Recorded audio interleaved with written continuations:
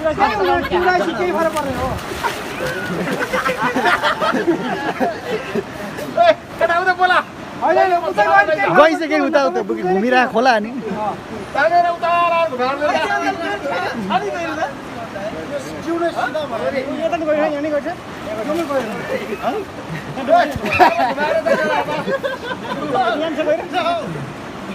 किन आयो मलाई नै आउँदैन